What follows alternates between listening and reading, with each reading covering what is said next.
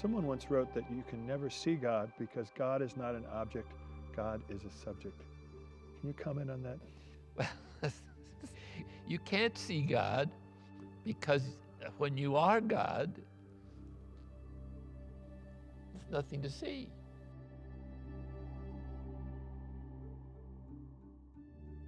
You're not God in an absolute sense, but you're so much God in every possible way that humans can be participants in the divine nature. Grace is a participation in the divine nature. So it's not just something added on like an overcoat.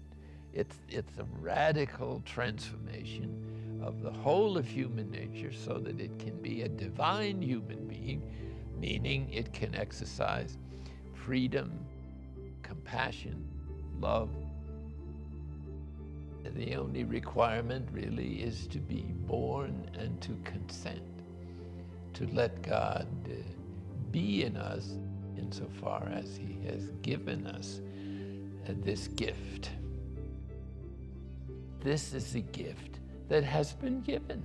There is no place to go to get it. There is no place you can go to avoid it. It just is. It's part of our very existence. And so the purpose of all the great religions is to bring us into this relationship with reality that is so intimate that no word can possibly describe it.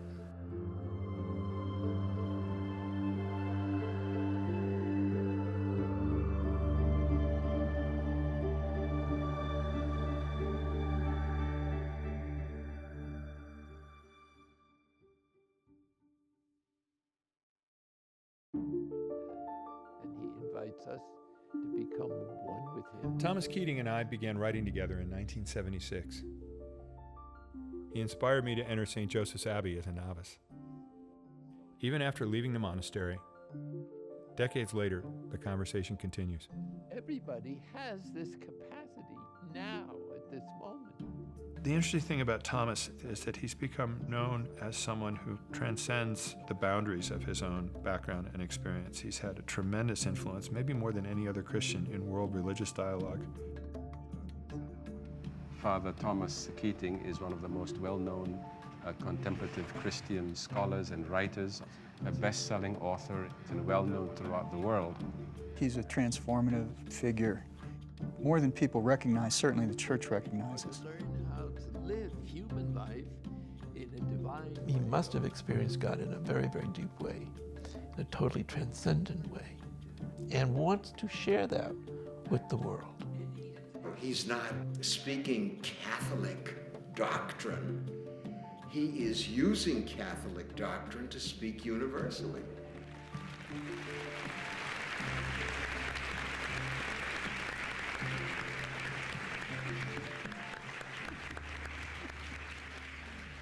Early Christian writers said there were two books of Revelation. One was the Bible, the other was nature. Well, now nature is not just looking at a sunset, it's looking at the very sources of reality itself, at the infinitesimal, and at the same time, the immense that is becoming immenser. The galaxies going in every direction. Where are they going? What was there before they came? Will it ever end expanding? These are questions that teach us something about the creative forces of nature and invite us to move humanity into areas of development and compassion that have never been possible before.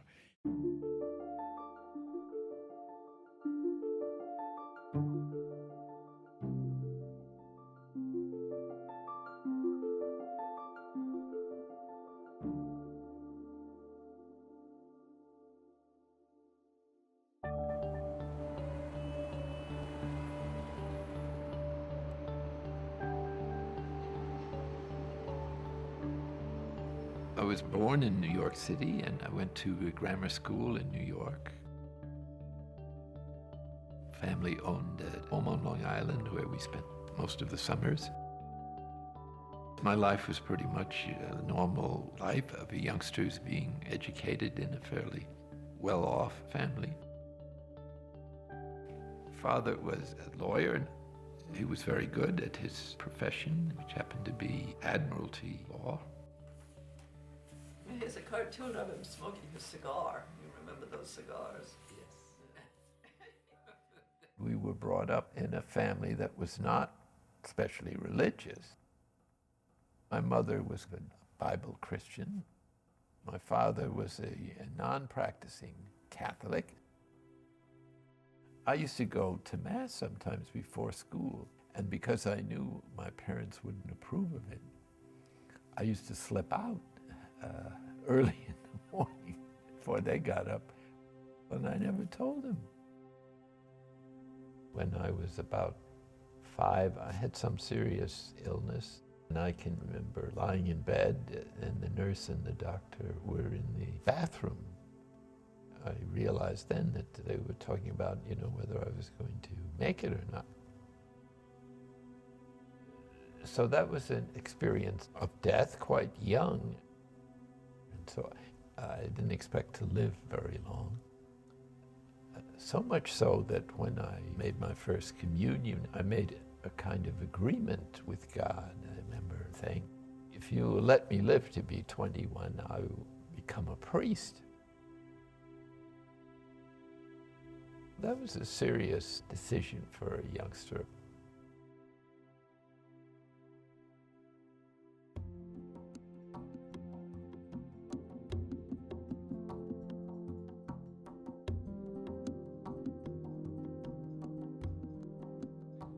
Keating made sure that Thomas had a fine education, first at Buckley School in New York, then at Deerfield, and at Yale.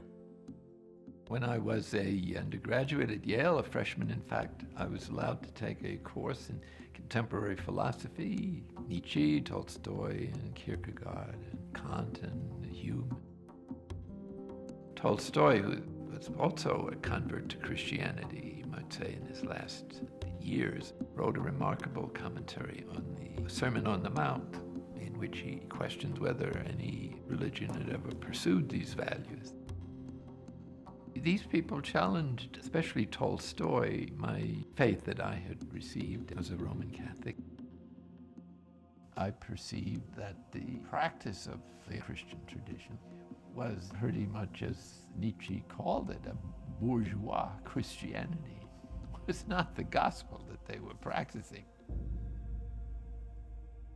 And so I decided I had to investigate this to resolve my conscience on whether to pursue my religious practices or not. Got all D's in my first semester. You got D's? Well, I wasn't studying. I was reading the mystics and the history of the church. For me, this was a matter of life and death. I knew that I had to settle this. And so I looked around in the Yale library for a book. I had no guidance. I found by happy chance the 4-volume set of the homilies of the fathers of the church, that's the first few centuries of Christianity, commenting on the 4 Gospels line by line. When I started reading this material, I was really turned on because I realized then that what I thought the Christian religion should be, namely a path to contemplation, is what it was according to the early fathers. Contemplation is one of those words that has a very long history, and in general it corresponds significantly with what in the Eastern religions is called meditation.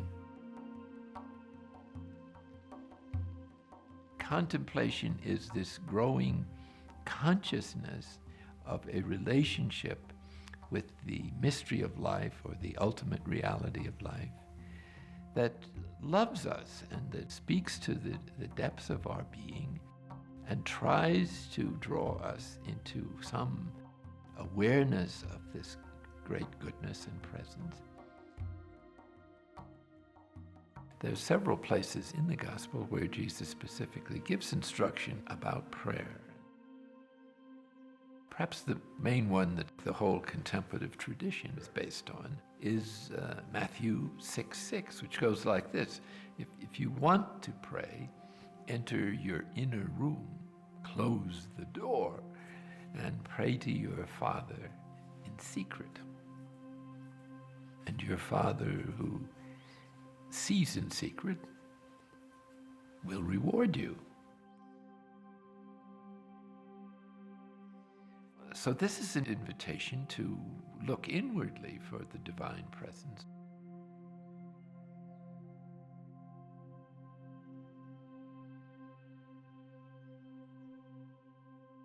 So the basic thrust of the whole text is to shift our idea from God as utterly transcendent and far away and hard to get, and somebody whose love you have to earn, into someone who is very close, who loves you already, who you don't have to do anything to win his love, except to allow him to love you. We might say, I fell in love with this tradition and desired to become a part of it and to enter deep within it.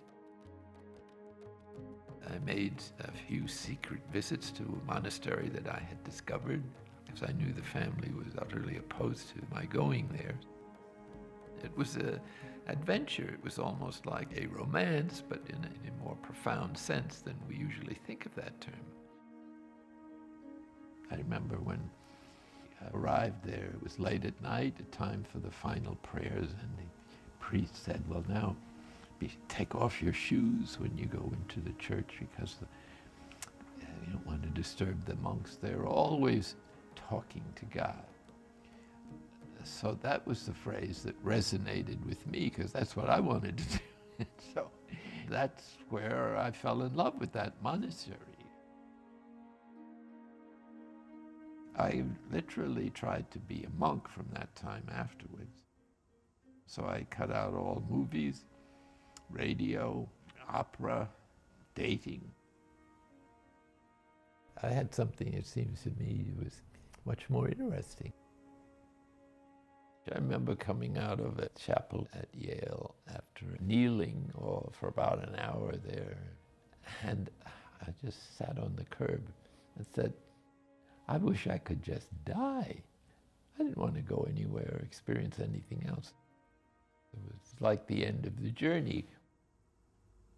It was that moment that I really changed completely, and my values became totally opposite to those of my beleaguered father and parents. And did you go home and announce your newly found? Yes. And how was that received at Park Avenue? It was not well received. He secretly, or maybe not so secretly to the rest of the family, was hoping I would become a lawyer in the firm of which he was the president. There was this whole life that he was born into, which really had to do with accomplishment and leadership in the world and making money. I think he saw the futility or the mundane quality of that life and decided that it was not for him. It was a great disappointment, I think. He certainly felt that all of the funding he put into my rather expensive education was a waste. His parents certainly weren't going to sign him out into a monastery. They were totally opposed, so they wouldn't give permission. At that point, I even considered leaving home. I was really sold out on this project and prepared to make any sacrifice to pursue it. The war had started and I was waiting to be drafted, which never quite happened. Thanks to the intervention of our local Monsignor. A local Catholic priest was able to get him a spiritual deferment as if he was going into a seminary, when in fact what he really wanted to do was to go into a monastery. I said to him, look, I have no intention of being a diocesan priest. Is it right for me to take a deferment on this basis? And he said, after some thought, this war is not meant for you. For me, this was what is called a word of wisdom, That is to say, a statement which happens to communicate a certain deep spiritual conviction. It took away my doubts. And it cleared the way completely for him to go to the monastery. But he still felt the connection to all those people that he knew, and so every day he would pray for their safety.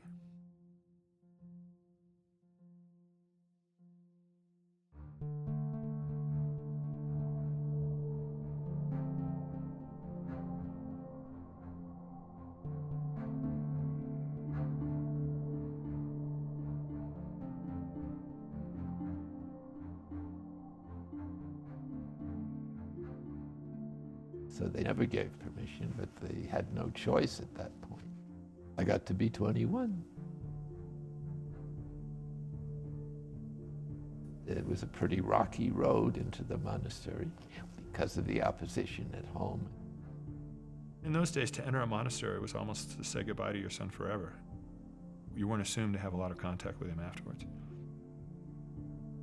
It was thought that the more difficult or austere life you found, the more likely you'd be to attain contemplative life. So I looked around for the hardest life I could find, and the Trappist made me an offer in the sense of their particular rules were austere enough. As soon as I entered the monastery, some of the romance disappeared, and the experience was largely one of privation and dryness. First 5 or 6 years of that life in those days was almost total silence because there were only 2 people you could talk to, the abbot and novice master, neither of whom, because of their position, are exactly in a relationship of friendship or equality, since they could throw you out at any time. February 17, 1944. Dear Dad and Mum, this is not a life of ease, nor one with long intervals for thinking, meditating, or reading. I had more time for private prayer in the world. The life he entered in Rhode Island was really a very radical step. You couldn't have any contact with your family, you couldn't leave the monastery. The separation was acute in the case of my grandmother, who didn't have any resources to deal with something that she considered a disaster. So she just suffered. But she wrote me a letter in which she said, I miss you so much, and I'm lying here in bed, and I say to the nurse, if my grandson won't come home, won't you please throw me out of the window? To get a letter like that on a dark, rainy day when you're already having various trials was difficult. I felt their anguish very deeply, but I felt so strongly that this was what I was supposed to do, that I couldn't change my path.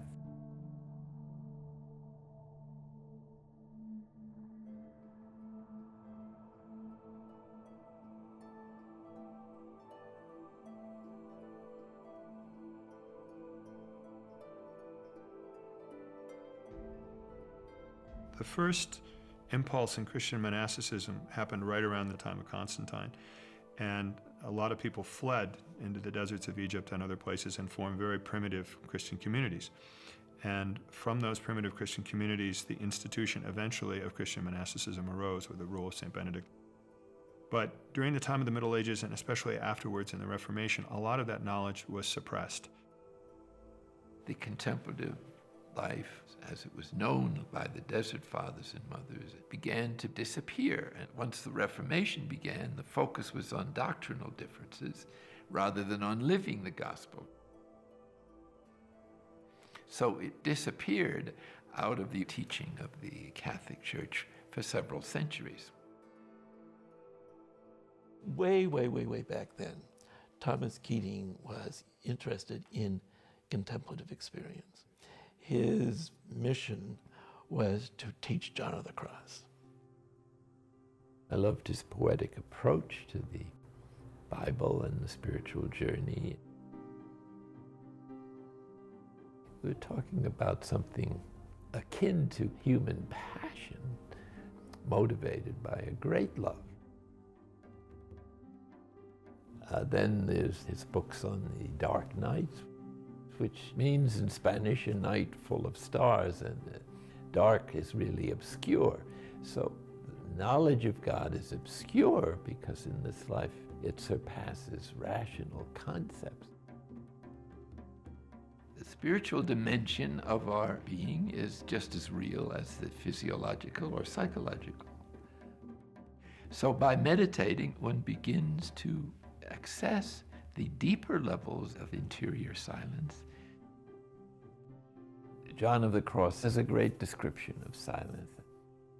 The eternal Father spoke only one word, and he spoke it in an eternal silence, and it is in silence that we hear it. That knowledge bloomed in his consciousness, and he became not only an intellectual authority, but also he spent long, long hours in contemplative prayer.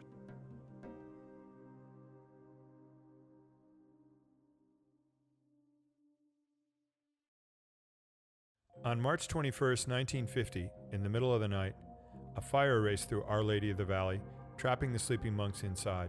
Father Thomas and the other choir monks were in the least favorable position, having to come down from a third floor. Thomas led a group of monks downstairs, someone found a ladder, and they all got out. But the monastery was destroyed. They had already decided to move to Massachusetts. The fire hastened the building of the new monastery.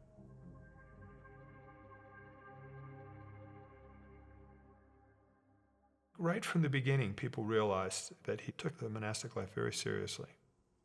It wasn't very long before he was made novice master. He always had that focus that we're here for union with God. That's what we're about. That's what the life is.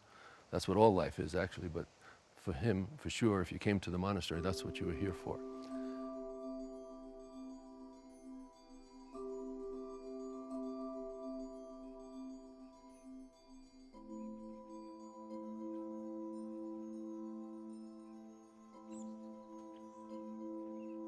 So I was walking through the grove and it was dead and quiet, looking at the lovely leaves in the summertime. And all of a sudden this breeze came up and all these trees just burst into action. And was shaking madly like this, more than any charismatic group you've ever seen. And I had the feeling, this is a standing ovation. They felt like I was being greeted by all these wonderful leaves, and it wasn't just a few, but the whole place was just exploding leaves and branches in glee. And then, fortunately, some degree of humility resurrected in me. I said, they're not waving at me, they're waving at God in me. So I waved back to God in them.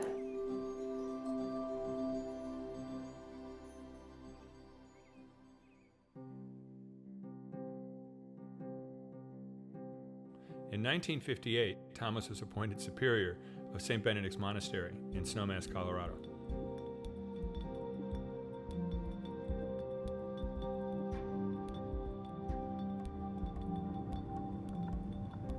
The first group of monks came in the winter of '56. It was a ranch at that time. We had about 500 or 600 head of cattle. Only 3 years later, while still superior at St. Benedict's, Thomas was elected abbot for life at St. Joseph's Abbey and was called back to Spencer, Massachusetts. Father Joachim, who was the runner-up at that time, was very nervous, and everybody thought it was him.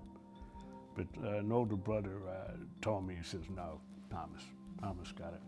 So get ready. It's going to be a strict way of life now. He was very, very strict when he became abbot. In those days, austerity was a big piece of how he saw that journey into God. Was he very much that way in those days? Oh, he lived it. Let me tell you, he lived it. And he had a bearing that carried it. He wouldn't hesitate to tell somebody that they did not have a vocation if they were not able to spend their time well. That gave Thomas the indication that you're not happy with just being at peace in a quiet setting. So he was strict. And a lot of people left, and I know that he told a number of people that they did not have vocations.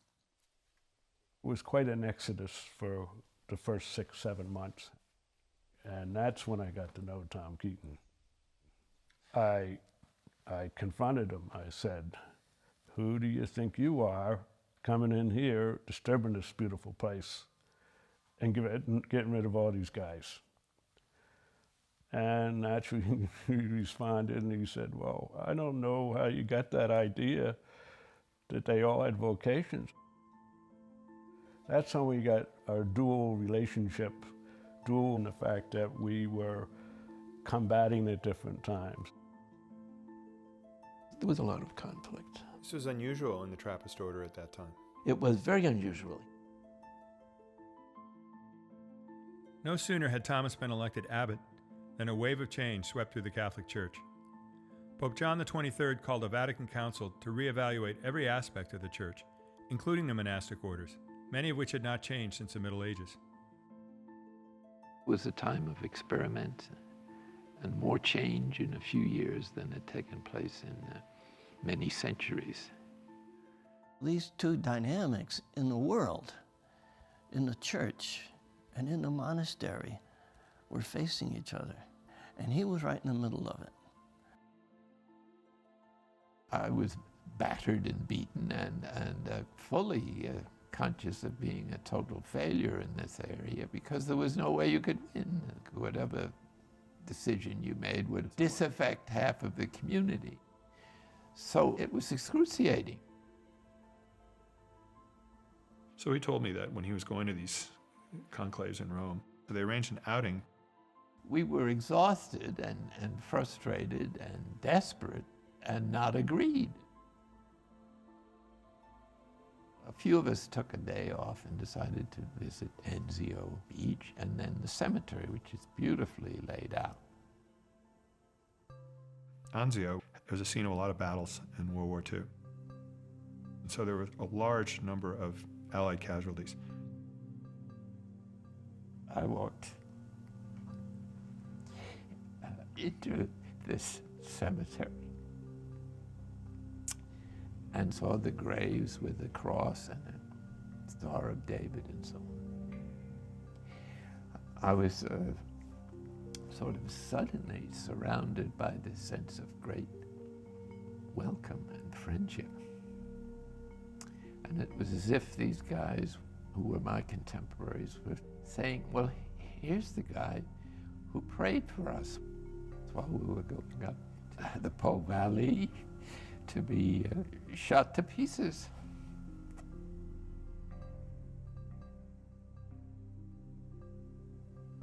So I had felt this overwhelming sense of gratitude coming from nothing visible, just a sense of being surrounded by great love. I was so moved, I couldn't, I had to move off from the others who were there because I didn't want to explain it.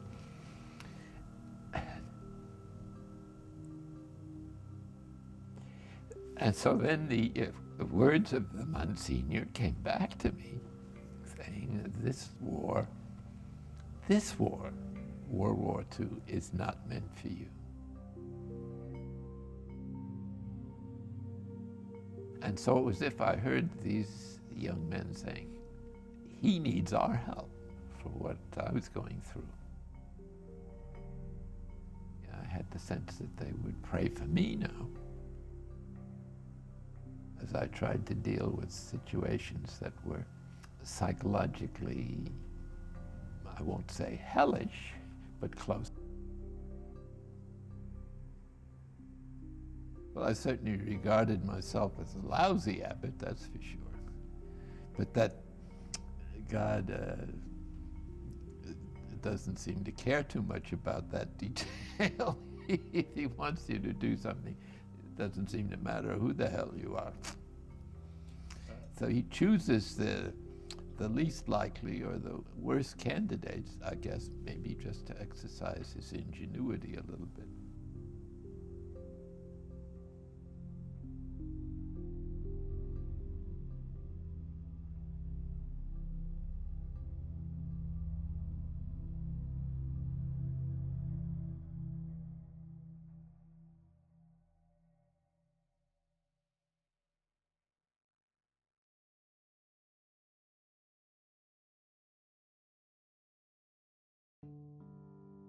In the late 60s and early 70s, Thomas began to be more open to contemplative life, not just in Christianity, but in religious traditions all over the world. He had come through the difficulties of the Trappist life, and I think he had come into a new awareness with his meditation. I've heard people say that there was an earlier Thomas and a later Thomas. He was abbot at 20 years, and basically the first 10 years he was a different person. Everybody knows he changed 180 degrees. Thomas made some sort of sensitivity workshop at one point. After which he returned a changed person.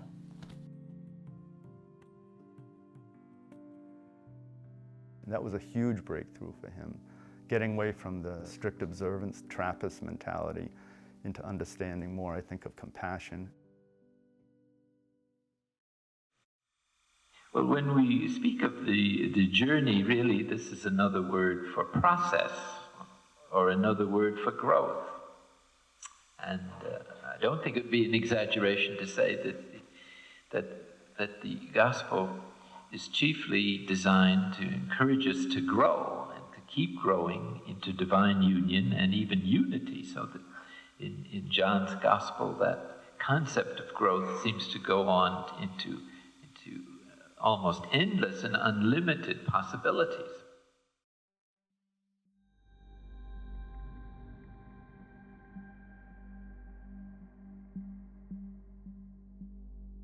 Having read the Fathers of the Church, I was tuned into the idea that everything in Scripture has a spiritual meaning. And so it's only a step from there to realize that everything created is a stepping stone to the Creator, that God is hiding behind things, but is present at the same time.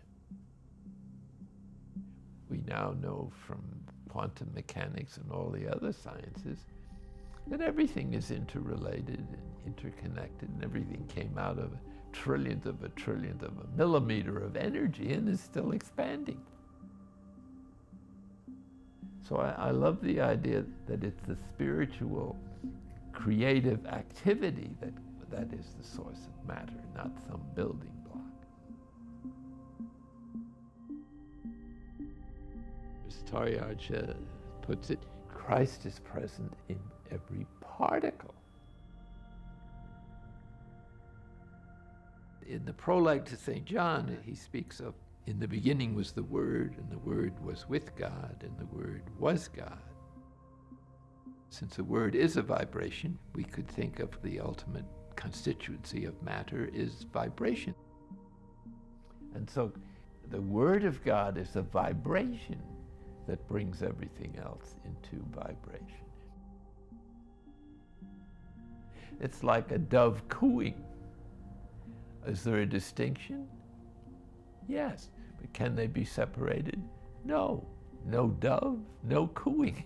And so all our actions depend, our cooing, on the dove. This is, I think, is what Eckhart means by the grunt, or the ground in which everything is emerging at every moment. And maybe that's especially meaningful for me because I once had an experience of everything emerging out of the ground. I was recovering from some operation. I think it was a hernia operation. I happened to take a little walk in the evening. I stepped out of this infirmary building at Spencer onto the tarmac there, and without knowing how or why, I was surrounded and penetrated by an incredible love that was absolutely respectful, humble, powerful, immense, penetrating. And so I had some touches of being loved by God, but this was overwhelming. And I just happened to look up, and there was a full moon.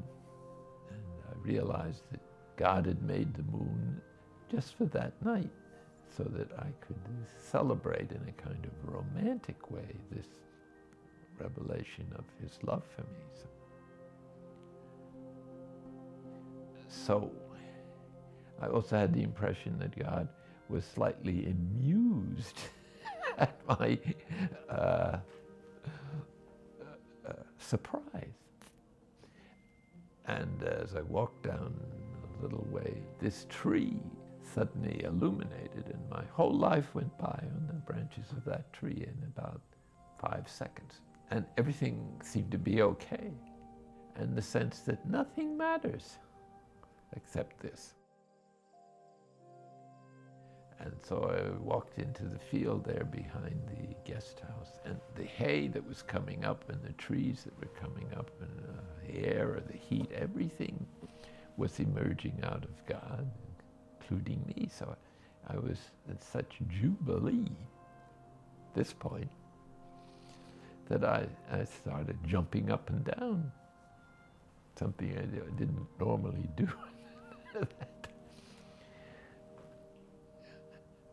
And that lasted, I guess, about an hour. But it was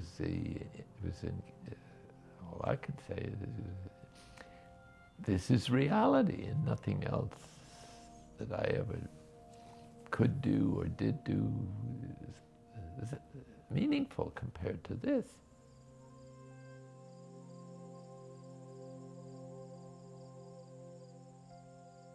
So it was not a question of reward at all, or of approval. It was just the way things are.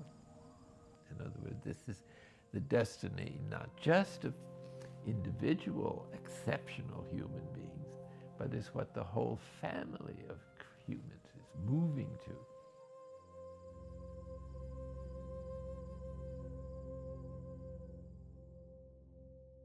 Thomas had just come into this fascination with consciousness, I would call it. He had an amazing group of people that would be coming and going at the monastery at that time. People like the Dalai Lama, Swami Satchidananda, Joshu Sasaki, all sorts of interesting characters. So life was fascinating. While I was coming as a candidate, the monks were watching Maharishi, Science of Creative Intelligence. So I went there and I was initiated into TM. What transcendental meditation opened up to me was a taste of silence that I'd never experienced before. Basil Pennington and William Menninger and Thomas were experiencing methods of meditation, understanding them as having once been very central to the Christian experience. We had been practicing this in our own way in the monastery for a number of years. So it was a question of translating the essence of that practice into a form that would be accessible. So out of his own contemplative Christian experience arose this very simple method called centering prayer, which he developed along with William Menninger and Basil Pennington. And so I invite you now to close your eyes as the symbol of letting go of your own concerns for these 20 minutes. Surely God can take care of you and the world at least for 20 minutes without your thinking about it. Centering prayer addresses a very deep need in human nature. Apart from its religious aspects, everybody needs some time to be with themselves, just to be themselves. They need some time to reflect, some time to be quiet, some time to be free of the pressure of thoughts, especially oppressive thoughts, anxieties, worrisome thoughts. The centering prayer period is like taking a little vacation from ourselves and our concerns. We don't even think about God. We choose a symbol, which can be a word or the breath, perhaps an inward glance towards this presence, not with an image or a picture, but simply a gesture of our will turning towards God. It's this gesture that simply reminds our cluttered mind and our disordered habits of thinking to be able to rest, at least with a certain increasing habitual character, in the presence of that which just is.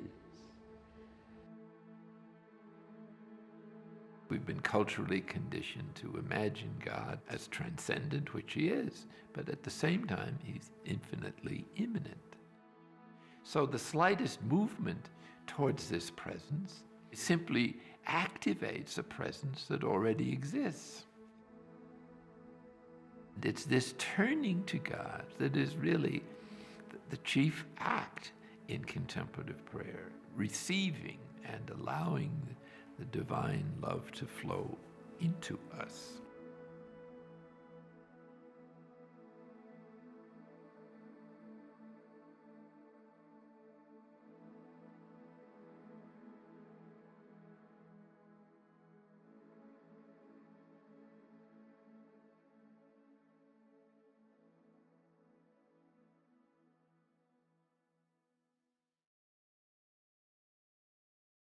Basically, the gesture of sitting down after a few months' practice is itself all you need to do to establish your intention to enter the spiritual level of your being and consent to God's presence and action there. And this presence and action, unquestionably, is like therapy. Centering prayer deals with the same area of the deepest kind of psychotherapy or psychoanalysis that we know of, only it goes much deeper. It's an exposure of our inmost being and the contents unknown to us of our unconscious that we're opening to God and to our deep self for processing. So in the course of this therapy, there are some significant moments when very deep trauma are reaffirmed into our consciousness as the way the body has of evacuating this material, which is secretly influencing our judgment.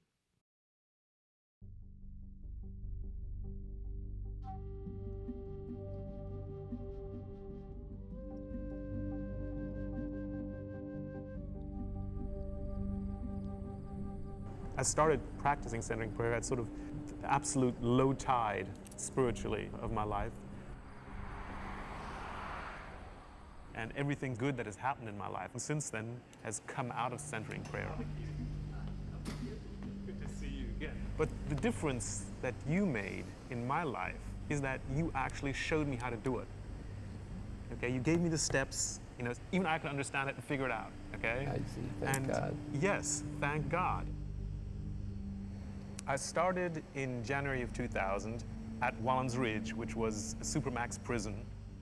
I spent 2 of those 14 years convinced, because my lawyers were telling me so, that I would be executed. Jens is so completely changed that this is not the same guy that went into jail. Through centering prayer, I've really come to understand that God is constantly creating opportunities. Yeah. And the great trick to life is to be there and to listen. And for me, centering prayer got me to pay attention long enough to where God could show me how I could use my situation in here to help other prisoners through my writings. We do it for 40 minutes. for about 40 minutes, we've been out of prison. We've been free, we've left. What has amazed me is how relentless the divine action is. Dealing with an enormous intelligence who knows us through and still loves us infinitely and is not put off by our mistakes or faults, but is always arranging everything so that we have to forgive everybody. But the hardest person, of course, is ourselves. The gift of God is absolutely gratuitous. It's not something you earn. It's something that's there and something you just have to accept. And that's why the essence of centering prayer as a way to access the divine presence is essentially simply consent to a presence that is already here in our hearts and in everyone else's heart and through all creation. And its action, and the action is motivated by a love that is unconditional and unlimited.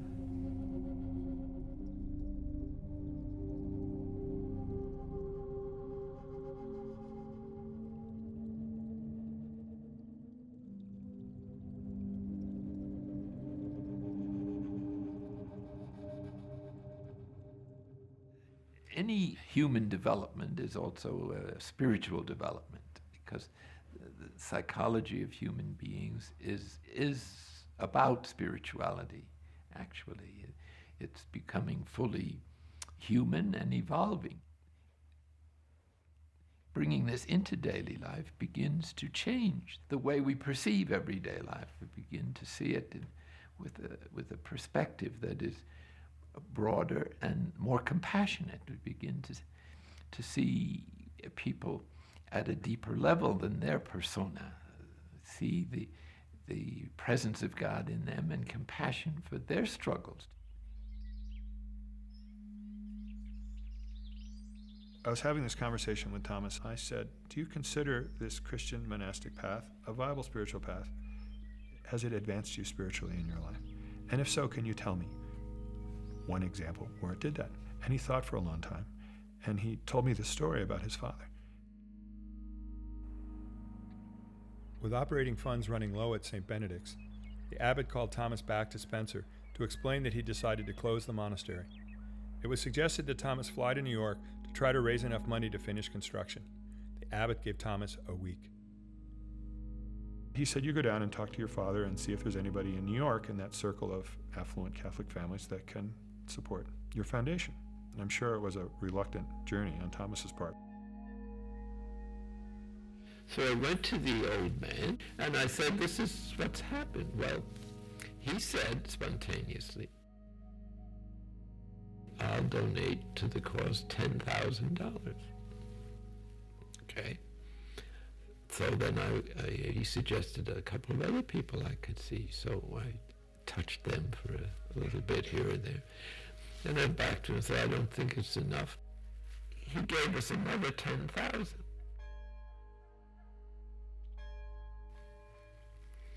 That his gift actually enabled that monastery to exist.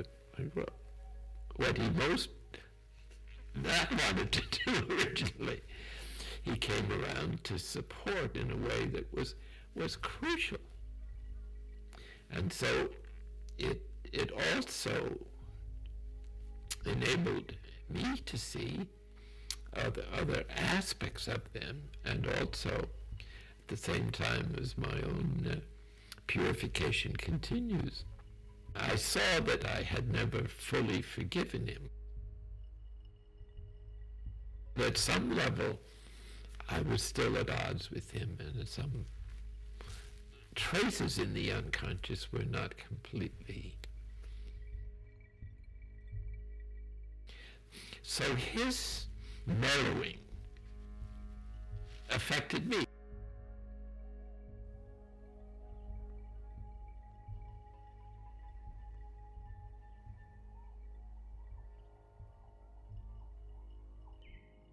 It was only later on when I perceived in the deeper levels my own failure to forgive or to be concerned even for his feelings.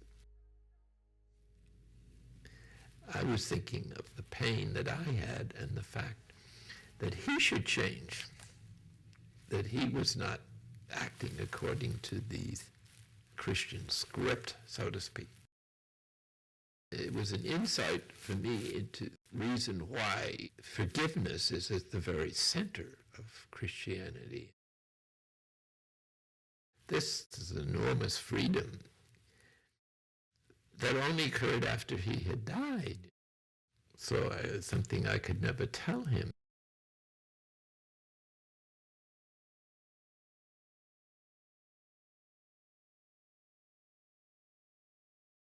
There are two contributions from the world of contemporary psychology that are crucial, and one is the personal unconscious, and the second one is the collective unconscious.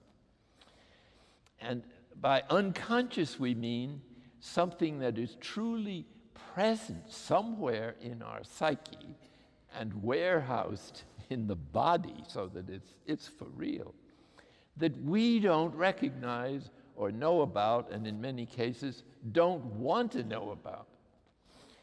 Especially is this the case with regard to what Jung calls, and which has been developed in other psychological systems, as the shadow. The shadow is the dark side of our personality, or that about ourselves that we most dislike. Without knowing what that is and coming to terms with it, it is so painful and distressful that most people will project it on other people and hate in them what it is painful to hate in oneself. As the Centering Prayer movement grew, so did Thomas's reputation. By the late 70s, his interest in world religious dialogue, science, and spirituality began to create serious tension within the monastery.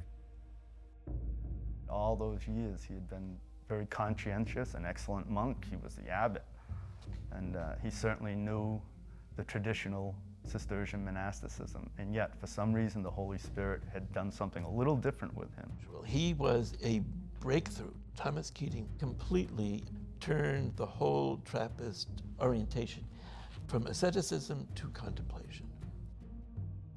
Did he have the support of his community in doing this, or was there a lot of resistance? Both were there in all degrees of the spectrum, in every individual. There's this kind of rubber band between where he was and where a lot of the people were in the monastery that couldn't move as fast. They were happy where they were in a more traditional mindset. He went through a rough period where he had to be very careful about the kinds of things he said. Thomas was getting tired.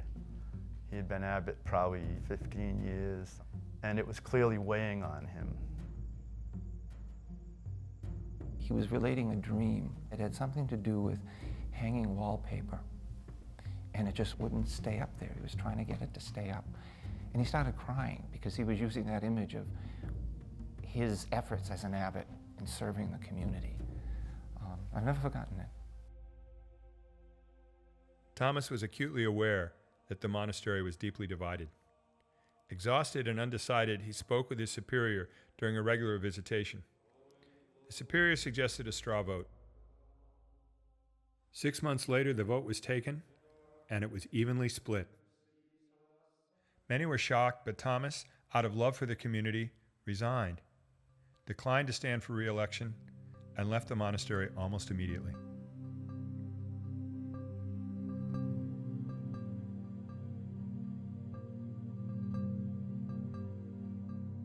That was sort of traumatic because he's the only abbot I knew.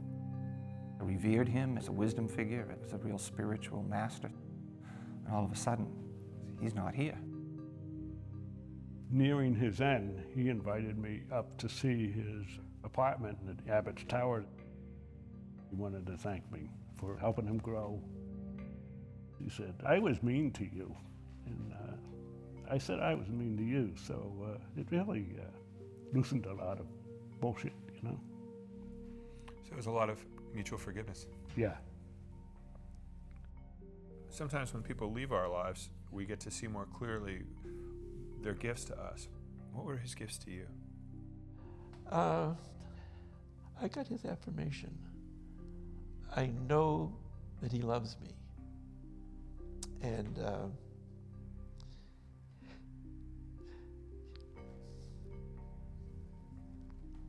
yeah, that's very, very dear. As life goes on, you realize that God is using you as a vessel just to love everyone, not to distinguish. And when you experience that love going through you, you realize that a lot of that came from the gifts that Thomas helped to cultivate. And you're very happy. You're very happy. It's wonderful. Thomas is genuinely loved here by everyone. I know that it was extremely difficult for him when he left Spencer. The pain of that was enormous. So leaving was a kind of death for him. Exactly. You almost have to go through the death experience to experience the resurrection and become very, very fruitful, because there's no question his writings are touching a lot of people. And there's an awful lot of pain out there. So when they hear him, they know that that's what he's talking about. He's talking about the life experience of pain, suffering, and resurrection.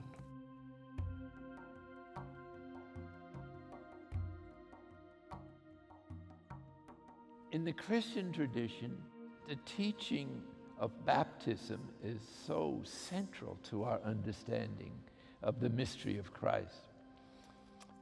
Baptism is a commitment to the death of the false self. The baptismal pool is a symbol of descending into the purifying waters.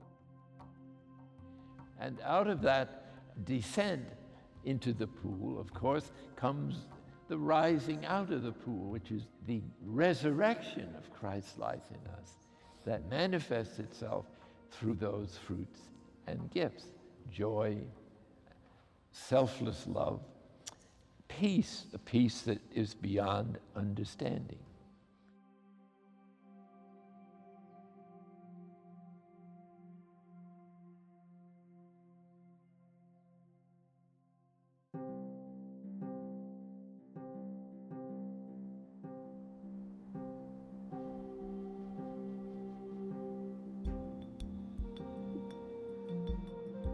In late 1981, Thomas returned to Snowmass, which over the years had become his spiritual home.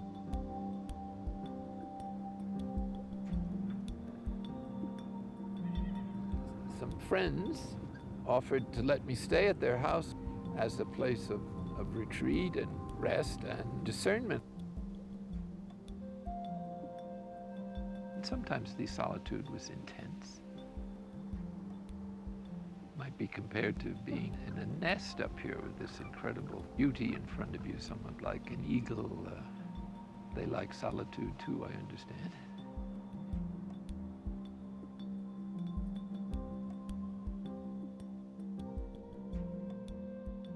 In 1984, Thomas co-founded Contemplative Outreach, which became a platform for making centering prayer accessible to a worldwide audience. Knowing what this was, I knew that it could be available to people living ordinary lives. The whole orientation of my monastic life shifted to trying to share this with people who were beginning to feel a great hunger and thirst for a deeper meaning in life or experience of God. I went on retreat with him in 1983. I went up to that mountain as Carl the priest. I came off that mountain as Carl the human being who happens to be a priest. You're surrounded by great love. I came in October of 1986.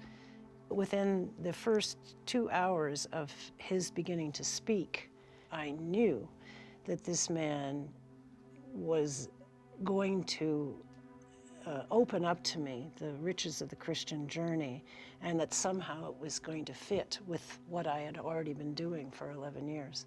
It wasn't an intellectual understanding, it just was an understanding. Within 2 sentences, he brought all my Eastern experience and my Catholic upbringing together all at once. And I recognized him as my teacher. And it was almost not so much about what he said, but just about who he is and his presence. And he just could bring it together in such a way that meant something to me very, very deeply within me. Something really resonated. I had asked him about praying with breath, you know, breathing in God and breathing out sin. And he said to me, breathing in God is good. Why don't you breathe out love? And that was sort of an aha moment, which has, you know, it stayed with me, and it's a prayer that I continue. Very simple, but very meaningful and life-changing. I think pretty much all of us recognize that this was a very big thing happening and something that had the potential for a lot of good in the world. He wasn't looking necessarily at contemplative outreach and looking for a larger audience or ministry throughout the world, but that's what happened. It took off. It wasn't what we expected when he came. I don't think it's what he expected when he came, but it took off and just became a whirlwind. He was really responding to the Spirit and that, and was enabled to, because he was no longer an abbot. He said that after being abbot for 20 years, he felt being abbot was being in a cage. Now all of a sudden the cage is gone. And he's free. And he's free.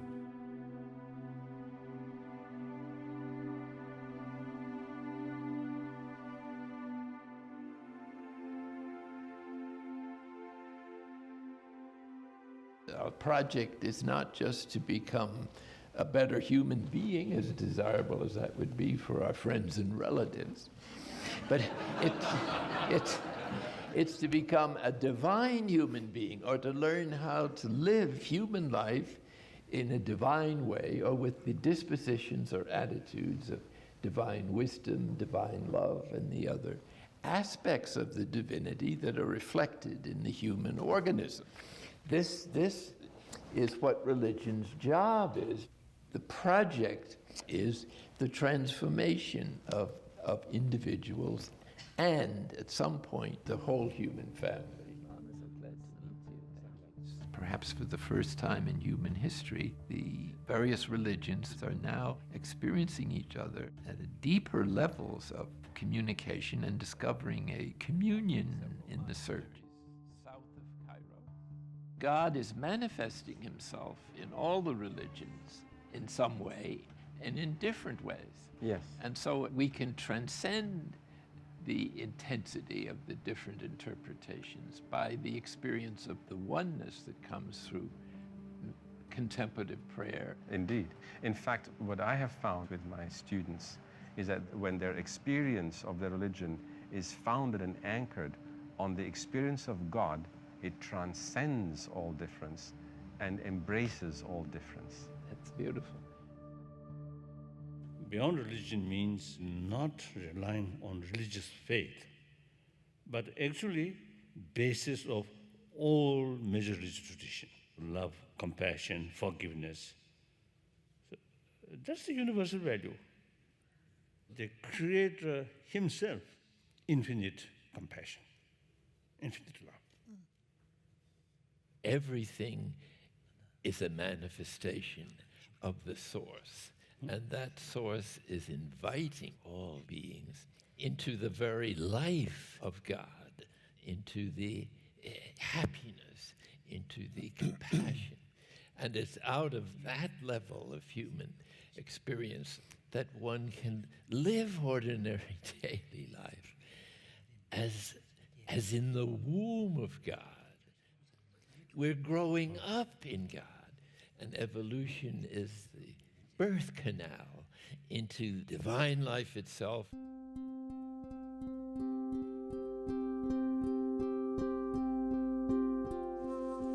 Tell me what Thomas Keating, the human being, is really like.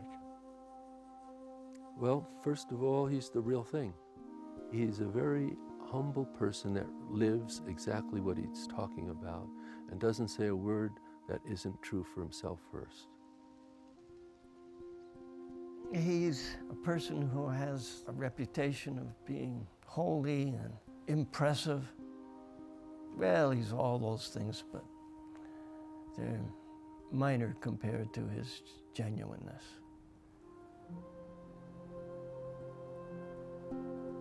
At this point, I don't regard myself as knowing anything. I make many mistakes, and I'm getting happier in making them. And I'm not sure that process ever ceases. In some respects, I feel I'm just beginning, or I'd be willing to start over again. But on the other hand, I wouldn't change anything either. If you think of Thomas's life, born to a Long Island lawyer, let go of that, on to Deerfield Academy, let go of that, on to college, let go of that, went to the Valley burned down, let go of that, came to Spencer, was a novice master and lay brother master, let go of that, elected Superior in Colorado, let go of that, came to Spencer, became abbot of Spencer, let go of that. And that's only one level of letting go. I mean, Thomas would tell you that's the physical level and the intellectual level, but if we consent to the silence and let go into the silence, it makes all the difference in the world. Silence is God's language, at least his first language. I would say if you just keep quiet, you find this out. There's something about silence that is so accessible to what God is that you begin to pick up by osmosis God's attitudes. We're dealing with an infinite intelligence that is totally penetrated by a love that is perhaps inconceivable to us. And it's in coming to understand the stages of this love that are available to human beings that is the work of contemplation. It's not just a method of prayer. In fact, it goes beyond all methods. It's a relationship. Hence, it has a spontaneity that begins perhaps first in prayer for most people and then begins to weave its way into all kinds of activity, even the most trivial. And one begins to see that God is in everything and perceive the goodness of everything for that very reason.